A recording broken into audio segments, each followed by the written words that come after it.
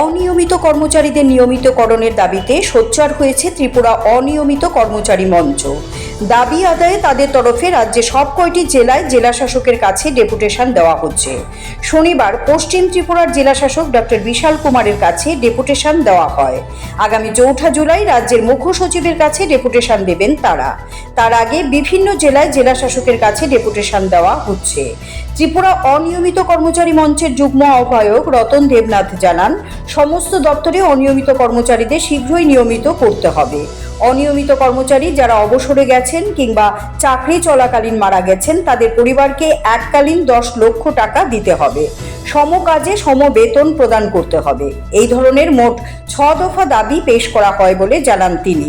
ত্রিপুরা অনিয়মিত কর্মচারী মঞ্চ দীর্ঘদিন ধরেই অনিয়মিত কর্মচারীদের নিয়মিতকরণের দাবিতে সোচ্চার রয়েছে, কিন্তু বর্তমান সরকার নিয়মিতকরণের ব্যাপারে কোনো পদক্ষেপ নিচ্ছে না বলে অভিযোগ। এবার দাবি পূরণ না হলে তারা বৃহত্তর আন্দোলনে যাওয়ার সিদ্ধান্ত নেবেন বলে জানান। আমরা আগামী জুলাই মাসের 4 তারিখ রাজ্যের মাননীয় মুখ্য সচিবের নিকট আমাদের ত্রিপুরা অনিয়মিত কর্মচারী মঞ্চের পক্ষ থেকে আমাদের ডেপুটেশন প্রদান হবে। সেই উপলক্ষে আমরা রাজ্যের প্রতিটি জেলা শাসকের নিকট এর আগে আমরা ওই ডেপুটেশনগুলি আমরা দিতে চাই। আজকে আমরা ওয়েস্ট ত্রিপুরা জেলা শাসকের নিকট আমরা ডেপুটেশন দিব কি আমাদের অনিয়মিত কর্মচারীদের নিয়মিতকরণ করতে হবে। অনিয়মিত কর্মচারীদের 2018 সনের জুলাই মাসের 31 তারিখ আমাদের নিয়মিতকরণের যে রুল ছিল সেইটা হোল্ড করেছিল।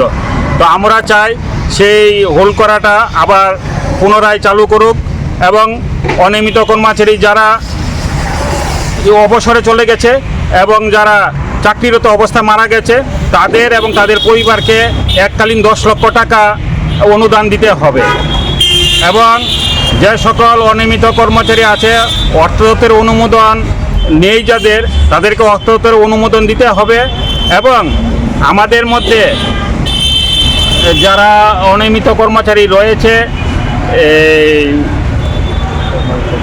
সমকাজে সমবেতন পাওয়ার জন্য আমরা রাজ্য সরকারের নিকট আমরা দাবি করছি। CAD TV, channel for news and entertainment.